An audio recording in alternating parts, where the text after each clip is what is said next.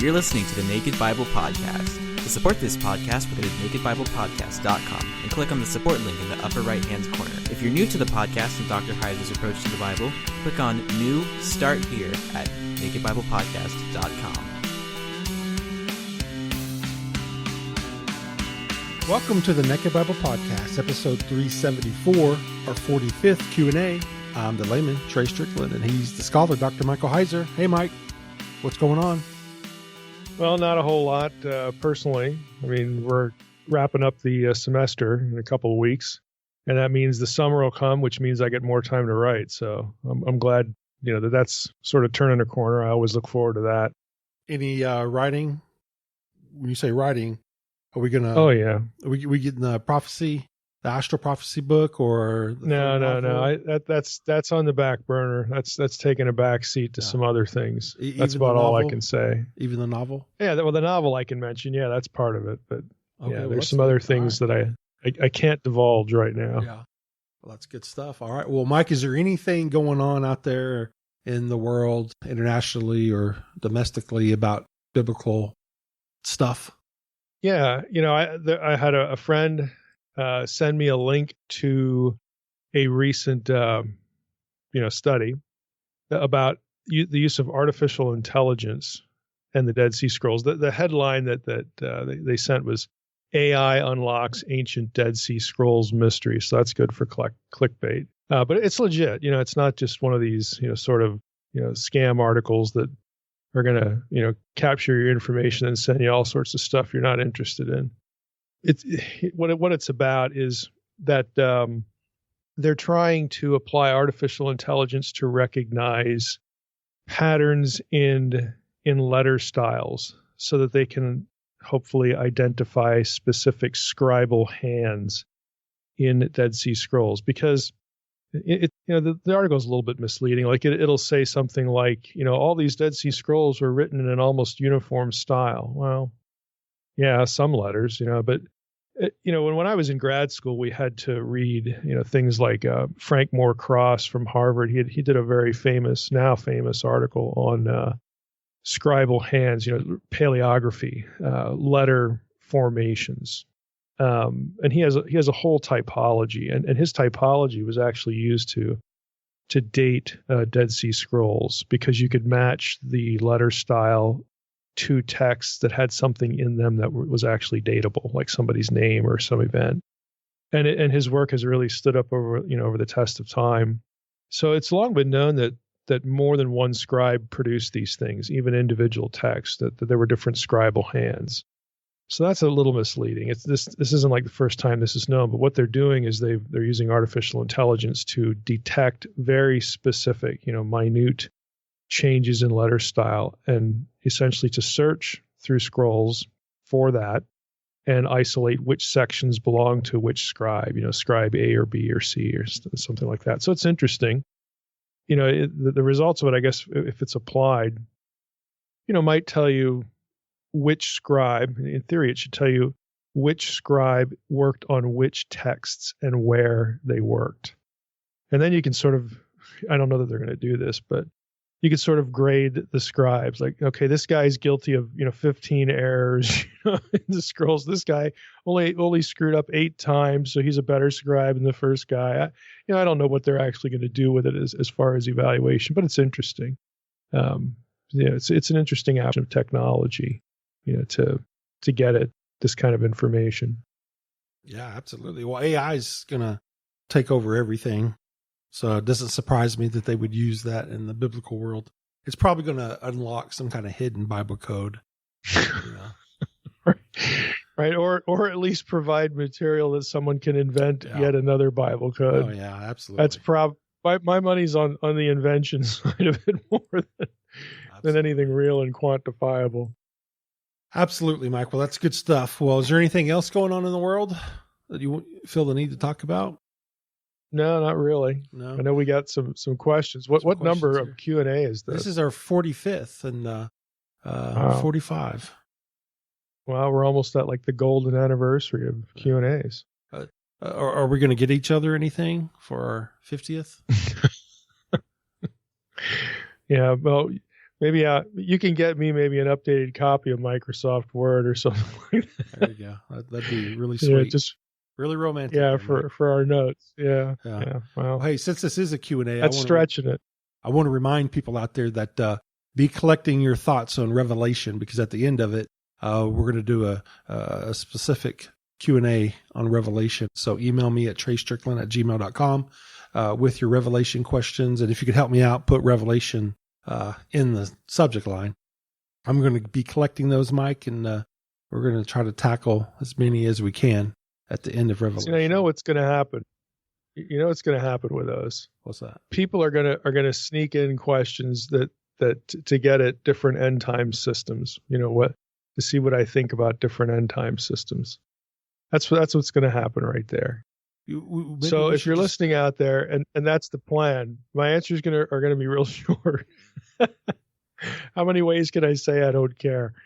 They'll probably have a little more substance than that, but I'm already on to you. If that's you, I'm on to you before we even get started. Maybe we should just have a whole episode just where you break down specific end times prophecies and then pick it apart. Yeah, I've actually already done that on my website, drmsh.com, the series of why an obsession with eschatology is a waste of time. So people can read through that, and then they can take what's there, and they'll know how to argue against somebody else's position, but they'll also hopefully be awakened to the fact that, somebody else could read this and argue against my position, so I don't know that we need to repeat that, but see that might be the answer to those questions. Read number 6, on the list of blog posts or something like that. There you go. Yeah, I forgot about that. So you're right about that article, but it would be nice to get it in podcast form too. Maybe not. Well, maybe that'll be your 50th Q&A. That'll be my 50th Q&A present, and I appreciate that. Another Q&A. Yeah, sounds great. All right, Mike. Well, I can hear the enthusiasm in your voice, as we speak. All right, Mike. Try to contain yourself, Trey. Very hard to do, Mike. You're such a sweet. No, I don't know where I'm going with that. All right, Mike. Hey, let's get through our questions here. We got some good questions. Well, it ended well. Yeah, we got some good questions from some good people here. So let's just get at it. Our first one's from Jason from Tempe, Arizona. And his question is, what does the Bible mean when it refers to gods that came recently? Deuteronomy 32:17 and Psalm 80:10 in the Septuagint. Does this recency refer to the glorification of beings that were previously in some way like humans, i.e. believers in the Most High God, who later were glorified and given responsibilities to protect and govern a subsequent generation of mortal beings? To me, this seems somehow like a repeating cycle, since Paul refers to believers being transformed at the second coming, 1 Corinthians 15:51, and John refers to believers as being called sons of God, 1 John 3:1. Recency of godhood is mentioned in the Septuagint Psalm 80, which in modern Bibles is Psalm 81. And Psalm 80:10 reads, verse 9, There shall be no recent God among you, nor shall you do obeisance to a foreign God. What is it about the gods that make them not only created, but also recent? Yeah, the answer to this is a lot simpler than the question might suggest. And Jason actually has the answer in the question. And that is Psalm 80, verse 10. So, the talk about transformation, believers, humans being transformed, it is all eschatological. There's nothing in Scripture that refers to this happening in the past. So the repeating cycle is just something that is sort of an idea imported into the text. There's really no basis for that. But the answer, again, is a lot simpler. The idea of recent gods refers to the gods, and just think of Deuteronomy 32. Okay, Deuteronomy 32:17. They didn't worship God. They worshipped these other gods. They worshipped Shadim, gods that they had not known. And then again you get this recency language in it. This refers to gods that Israel encountered since the Exodus period, as opposed to the God whom their fathers and ancestors had worshipped centuries prior to that. In other words, Yahweh. So to worship a different God than your ancestors did, that's a recent God. It's a more, recent God. And by definition, it would be a foreign God. It would be a different God. And if you look at Psalm 80, verse 10, which, again, you had read, but I'm going to read from the Lexham English Septuagint here. There will not be a new God in you, nor will you bow down to a foreign God. Well, there you have the new God language, and in parallel, the idea is to foreign. So new God, foreign God, right there's the answer in the verse. So these recent gods, these recent deities that Israel was worshiping and shouldn't have been worshiping, are gods that Abraham, Isaac, and Jacob, and their forefathers, of course, at the Exodus, did not. And so Deuteronomy 32, again, even if Moses wrote that, the answer is still, pertinent because he's referring to the patriarchs, Abraham, Isaac, and Jacob. If somebody else wrote Deuteronomy 32, or again, there's this whole question of editorial activity in the authorship of the Torah, well, then we would loop Moses into that because obviously the Israelites coming out of Egypt they're going to go to Sinai, they're going to enter into a covenant with Yahweh. And the notion of, Moses either forecasting that, you're going to go after other gods or, that they in fact already have, depending again on the authorship, just, speaks to the issue. Recent means this wasn't who your fathers worshipped. It wasn't who, you entered into covenant with. Who are these newbies? That sort of thing. So again, the answer I think is pretty more straightforward, or pretty much straightforward than, the question might suggest. George from Woodsville, New Hampshire asks, are there any female Apkallu? If not, how can Gilgamesh be 2/3 Apkallu? Well, let's take the first part. I'm not aware of any iconography or anything textually that says there were female Apkallu. That doesn't. I know the implication of the second part of the question. If not, how can Gilgamesh be 2/3 Apkallu? Well, if both male and female Apkallu existed, Gilgamesh would be completely Apkallu. So that's one thing. But the reason why he's 2/3 is because the post-flood Apkallu, again, were in some cuneiform material were quote unquote of human descent. That's why you only get the 2/3, and hence the parallel to Genesis 6:1-4 that I've talked about in Unseen Realm and Reversing Hermon and the Demons book. All three of those books address the Apkallu context, which draws on the work of Amar Anus as far as the cuneiform material for this. All right, Becky has a question about 1 Samuel 27, and I'm going to leave it up to you, Mike, to read the verses. But she wants to know, okay, so in the past, she just considered 1 Samuel 27, considered this straying from God, but now with the specific listing of the nations invaded, she wonders if this wasn't David carrying out the directions to Joshua to wipe out these nations. Yeah, I think the verses were verse 8 and following, and I might as well just read those for the audience. So it says, "Now David and his men went up and made raids against the Geshurites, the Girzites, and the Amalekites. For these were the inhabitants of the land from of old, as far as Shur, to the land of Egypt. And David would strike the land and would leave neither man nor woman alive, but would take away sheep, oxen, donkeys, camels, garments, come back to Achish," which is where he was, or at least the person he sort of was reporting to at this time in his life anyway. When Achish asked, "Where have you made a raid today?" David would say, this, that, and the other place, so on and so forth. So the rest of this we don't really need to read. It's really those first two verses about he's going up making raids against the Geshurites, Girzites, Amalekites, and then he strikes the land, would leave neither man or woman alive. I tend to agree, that what we have here is there's an editorial comment in here, and by that I don't necessarily mean an editorial hand. I mean just in the text. These were the inhabitants of the land from of old, as far as Shur. Okay. If you recall from the Exodus series in the podcast, we talked about the Amalekites, and they do have a relationship to the giant clans. So there you have your clues right there. This inhabitants of the land from of old, the reference to the Amalekites. their heritage, the Amalekites anyway, can be traced to the Horites. And again, if you want to listen to all that material, it's episode 283 on Exodus 17. So, this is part, in that case, it's sort of a precursor to what Moses and later Joshua are going to run into in the land as far as, opposition from the giant clans. In other words, it seeds that thought, or what's going to become a recurring motif. And really, in my view, what really defines the rationale for the conquest in terms of, the verbs of killing, the cherem, the holy war, quote unquote, those elements of the conquest are really about the elimination of the giant clans and those that, are perceived to extend from the Nephilim.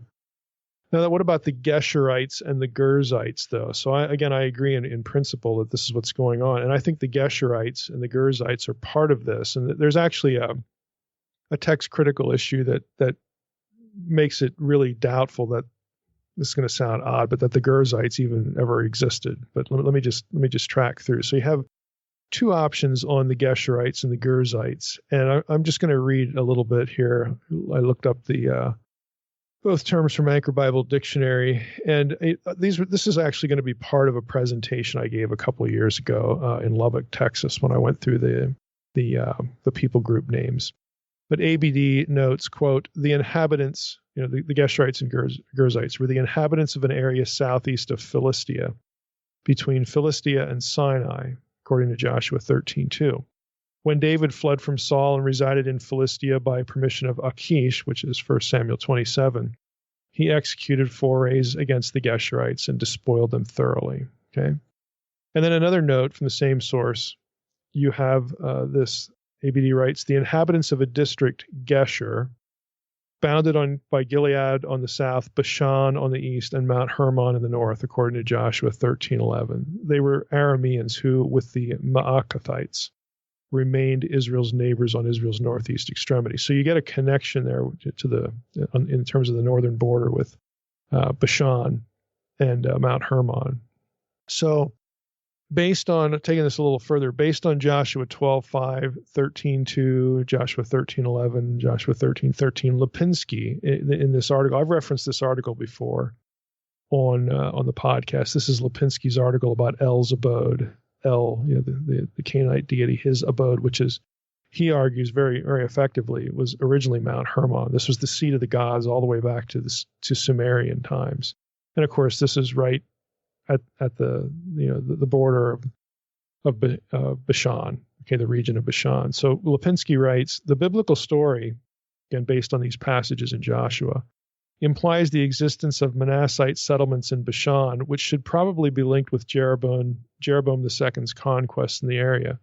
In earlier times, this region belonged at least partly to the kings of Geshur, okay, later the Aramean kingdom of Damascus. The kingdom of Geshur, or Beth Ma'akah, extended for 40 kilometers north of the Sea of Galilee. So all this whole region, and that much would be in the land, the parameters of the land that was promised to Abraham and his descendants. So consequently, the Geshurites were residents in Amorite territory associated with Sihon and Og of Bashan. Okay, kings of the Amorites. Og was a giant, okay, the last of the Rephaim. Though the Geshurites, there's no verse that explicitly calls them Amorites. They are in this territory. This would mean that the first option, the Geshurites were inhabiting an area in the south near Philistia, is not really, the point of the reference, at least for, the conquest narrative. So going back to Anchor Bible Dictionaries, those two options, it's really the second one, that the Geshurites we're talking about were inhabitants of a district, Geshur, again, up toward the north. So, how do we look at this? We've got David going after these Geshurites, and you could argue that there were two separate groups, one in the south, one in the north. And so, a scholar would look at this and say, well, the Geshurites, we have to keep these two groups separate, so on and so forth. But to me, that actually isn't that clear, because, okay, you have Geshurites in both locations. I get it. One location is very obviously associated with the giant clans. The other location, again, is southeast of Philistia, between Philistia and Sinai. But you get this association with the Amalekites as well. So you have these people groups, one of them, at least clearly, the Amalekites, is part of the giant clan traditions, living together. So regardless of which set of Geshurites, we're talking about, and if we're talking about Achish, who's down in the south, it would be that group. I still think you have a connection to giant clan thinking and giant clan people groups. That this association is still legit. It has some explanatory power here. Now let's go to the Gerzites, and they're also mentioned in 1 Samuel 27:8. Now, if the above is correct, that the Geshurites, about the Geshurites and all that, what about this other group? Well, in fact, the Geshurites may never have existed. Anchor Bible Dictionary notes this. The scholarly consensus is that the Gerzites, unknown from any other source, not just in the Bible, but anywhere else, okay? Unknown from any other source, most probably did not exist. Already, the Masoretic text corrected the Kethiv reading, Gerzi, to the Kare reading, Gizri, okay, Gezrites, meaning the inhabitants of Gezer, which also is in the north, by the way. Now, what that means in English, let me just finish the quote. Gezer, however, lies much too far to the north to fit the context of this particular passage. Evidence from the Septuagint would indicate the Masoretic text reading either represents a conflate text representing two variants in Geshurites or Gerzites, Gezrites, or is the result of a dittography of Geshurites. Dittography means an accidental duplication of a term. Now, in English, what this means is that what the Masoretic text has, the way it's spelled, scribes themselves corrected so that it read Gezrites instead of Gerzites. The Kethiv reading Kethiv is a term that means what is written. In other words, what the text shows you, what you're looking at in the text. And then a scribe would in the column put a Kare. This is what should be read. So here's what's written. Here's what should be read. So that, the ancient scribal traditions actually already make this correction. And so, if the correction is correct, if we're dealing with people of Gezer, then there's no such thing as Gerzites. Okay, they're just people of Gezer. They're not some other group. So it would be a misspelling that has created this people group that we find in our English Bibles. Again, regardless, if it is the Gezerites, yeah, they're in the north. They're in the north, and they wouldn't, they wouldn't really apply to. So the explanation goes, they wouldn't really apply to David's forays because David's operating in the south. Well, okay, how do we know that some people from Gezer, weren't living down there as well? Well, the short answer is we don't. You don't have to have a city. You just have to have some people who this is where they come from. They happen to be there when David does these raids. And somebody takes note of it. Again, whoever's writing, 1 Samuel 27, that there were people from Gezer there too. And Gezer, of course, is included in the conquest, obviously the original, conquest of the land. And because of its location in proximity to places like Bashan, and there are other reasons that we can't really get into all this in detail in the Q&A, but there are other reasons that they have linkages back into these giant clan traditions. Their inclusion in the idea, at least, still deserves attention, still has some merit. So anyway, again, that's kind of a long answer to this. To really the fundamental point of the question is what David is doing here is a sort of a mimicking of Joshua, kind of a wiping out and a wiping up, if I can say it that way, of the conquest rationale, the conquest purpose in terms of the elimination of specific peoples because of the association with giant clans. And yeah, I think there's something to that here. And again, I think that little line in there, these were the nations of old, okay, I think is designed to take the reader's mind in that direction. Bob has a question, and he wants to know that Scripture tells us that we will rule with Christ after his second coming. My question is, what do we rule over? Since the unbelievers will be in the lake of fire and believers will be rulers with Christ, what will we be responsible for ruling? This is I wish I had $1 for every time I get asked this question. I could get you that anniversary gift then, Trey. He asked, you'd have like $5. No, I'd probably have $50. Oh, okay. He asked in the first part, what do we rule over? But then the second part of the question is really getting at who do we rule over? Those are two different things. What we rule over is the earth, specifically the new earth, the new Eden. And yeah, it's going to be populated by believers, with Jesus. We need to stop thinking about our rulership in the new earth as who do I get to be the boss of, or who do I outrank, and get to sort of give orders in a nice post-apocalyptic new Eden sort of way. You need to start thinking about the rulership in the new Eden as partnership. We are there with fellow believers. We're all equal imagers of God. We are co-rulers. We are, with Jesus. We are steward kings. Basically, what we're going to be doing in the new earth is, quote unquote, ruling over the earth, which really means we're going to be living like Adam and Eve would have lived, and of course their children, had there never been a fall. Genesis 1:28, the dominion language there, let them have dominion over the earth. It's the same lemma in the Septuagint, anyway, as we see in Romans 15:12, where we have the Messiah again, and looping in the rule of the Gentiles, we're granted to rule with him in Revelation 2:26 and 3:24. So I think the whole question just needs to be reframed that, when it gets to the end of the eschaton, when everything plays out, we have a new global Eden. Everything is going to sort of return, hit the reset button to what it should have been, what it could have been without rebellion. And so we are going to be steward kings of the planet.